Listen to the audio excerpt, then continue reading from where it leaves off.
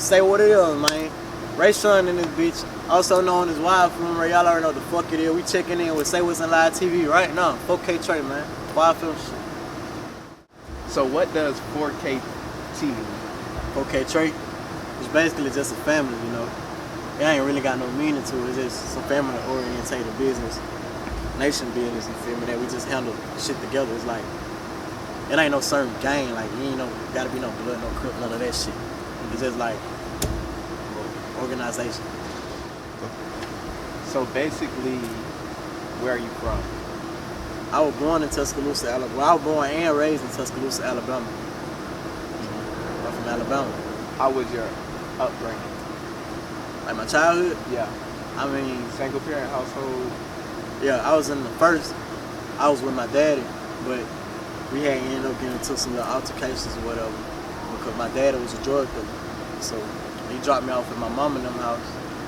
And I mean, basically a single parent household. I had my mom and my grandma, but then my daddy came back in my life, so, but they went together, so it was a single parent household. Yeah. So you've been holding your weight for a long time? Like, I mean, yeah, basically. Just learning everything basically from the streets and outside of home. yeah. So what made you start rapping? One day I uploaded a video of me freestyling, and I mean, I ain't really had no plans of rapping or whatever. I just uploaded the video, and the video went viral and it hit World Star. And then I grew a fan base, so I was like, why not just rap? So I ain't never started rapping since then. So you basically, did you try to like capitalize off of that moment, or I mean, you just chill? I mean, I ain't really have a choice. It was like, the video had did so many numbers. People was coming in on all my shit, like, make some more video, make some more video. So when I was making them, it was like 5,000 shares on Facebook, 3,000 shares on Facebook. I was hitting M's on Facebook by itself before I even had any other social media. So I just kept going. Okay, so you don't just go viral just because you go viral. Like you gotta have like a little fan base that actually reposts before you actually go viral. So how did you build your organic fan base? I mean, I don't know how the fuck it happened, because I ain't really build no fan. It was just like I would never know. Like, were you well known around in Tuscaloosa? I mean, like, in school, but yeah, I was out, you know. But I mean, when I dropped this shit, that shit just went viral. Like, everybody was fucking with it. Yeah, the first video, like, it was my first video, so everybody was fucking with it. And that bitch, it was to treat me like somebody freestyle by Tink. Everybody was doing it. When I did mine, my shit went fed. So when I did that shit, I just kept making them bitches, and I built my fan base like that. That's how I built my fan base. Okay, so now we kind of building a timeline. So now you starting to put music out, you went viral. Now what's your situation like? Talking about like in the music industry? Yeah, like in the music industry. So like when I first started, because I've been independent the whole time, but I was with Rollo Falgoon. Shout out to Rollo, free Rollo too, and them Ox. But I was with Rollo Falgoon, and we ended up doing about 2 or 3 shows together, back to back.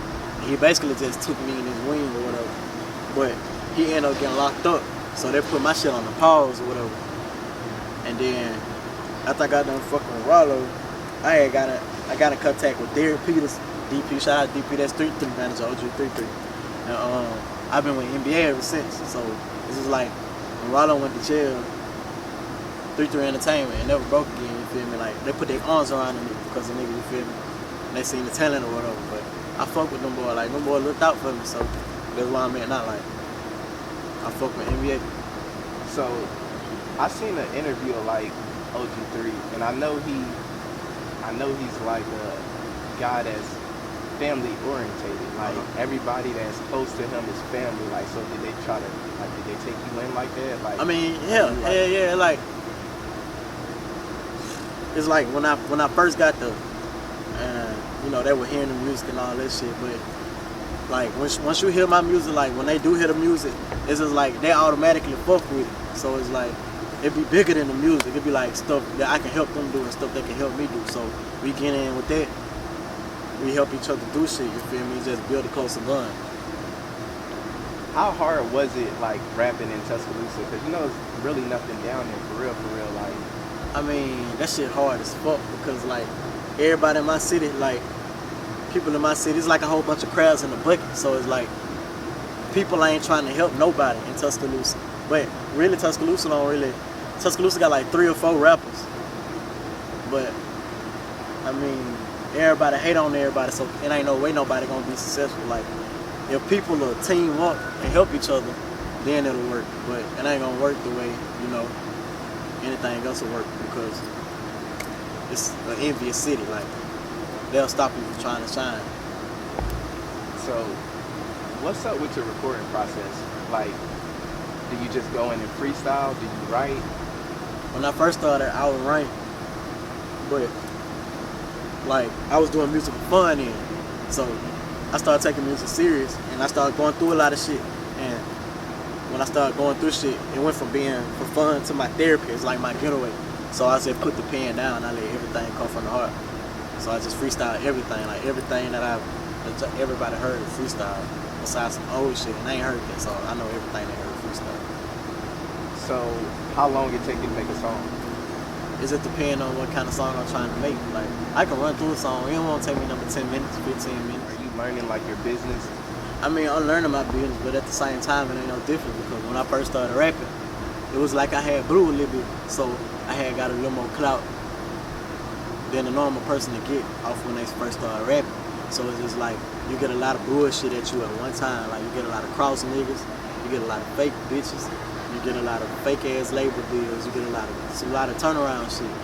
And I'm kind of lucky that shit happened to me when I first started rapping, so I can be used to it by now, to the point I am now. So I can just tell when some bullshit.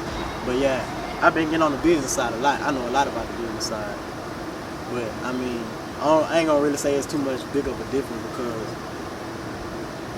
once you build a family and an organization with the people you know that you can trust and not let nobody else in, you won't have that many problems.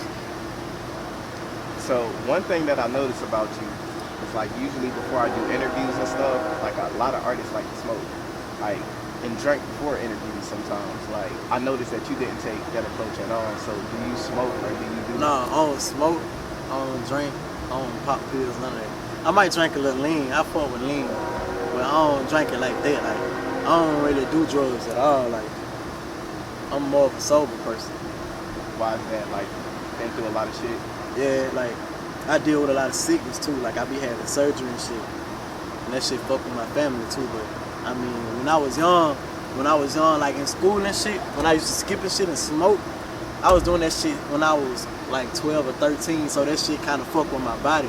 Yeah. Like my shit don't, like my body ain't get time to develop all the way enough. So that's the reason the nigga, like I had to get my appendix and shit took out, and I be having like colitis and shit. Like my shit be swelling up, because like before school, me and my niggas used to smoke like 4 blunts every day before school. And we used to drink lean, all that shit, pop pills. Like we used to go to school faded as fuck, like fucked up. But I mean, now I don't do none of that shit. Like I can't even be around that shit for real. So what changed your mindset? Like what made you like Put that shit down? Yeah. Drugs? Yeah.